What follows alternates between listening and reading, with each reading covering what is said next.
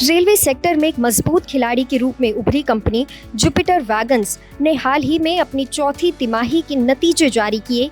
हालांकि कंपनी के शेयरों में पिछले कुछ दिनों में हल्की गिरावट देखी गई, लेकिन ब्रोकरेज हाउस का कहना है कि ये अब भी शानदार खरीदारी का मौका हो सकता है।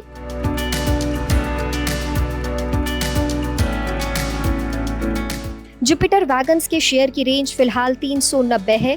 यदि हम ब्रोकरेज हाउस के अनुमानों पर नजर डालें तो सिस्टमैटिक्स ने इसके लिए 517 का टारगेट प्राइस रखा है, जो कि लगभग 35% का अपसाइड दिखाता है।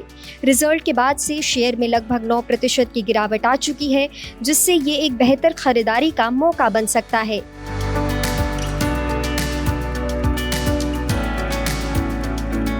इस दौरान चौथी तिमाही में कंपनी ने 2375 वैगन्स बनाए, जो पिछले साल की चौथी तिमाही के मुकाबले थोड़ा कम था। हालांकि फिर भी व्हील सेट्स के प्रोडक्शन में 111% का शानदार इजाफा हुआ।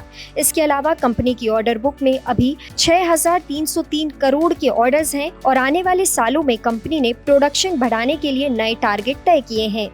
FY26 में कंपनी ने 10,000 वैगन्स बनाने का टारगेट रखा है। इसके साथ ही ओडिशा में एक नई रेल व्हील फैक्ट्री की शुरुआत हो रही है। ये भी वजह है कि जुपिटर वैगन्स ब्रोकरेज की खास पसंद है।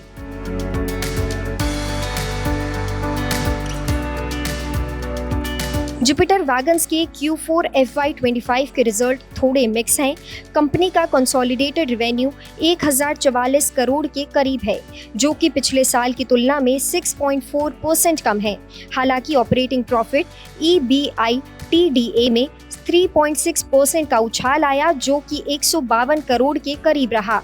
EBITDA मार्जिन भी 14.6% तक बढ़ गया है, जो कि एक पॉजिटिव साइन है। इसी के साथ ही कंपनी का नेट प्रॉफिट करीब 102 करोड़ रहा, जो पिछले साल की तुलना में 1.9% कम था। हालांकि प्रॉफिट मार्जिन में हल्का सुधार हुआ, जो कि 9.7% तक पहुंच गया है।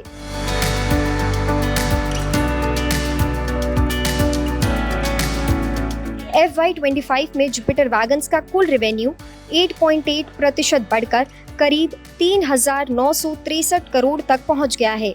वहीं EBITDA में 18% रहा और ये 577 करोड़ के करीब रहा।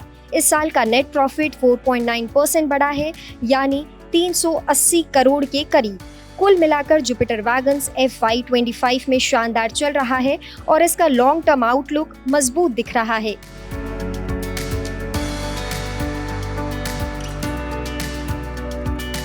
ऐसे में अगर आप एक रेलवे सेक्टर में निवेश के बारे में सोच रहे हैं तो जुपिटर वैगन्स एक अच्छा ऑप्शन हो सकता है।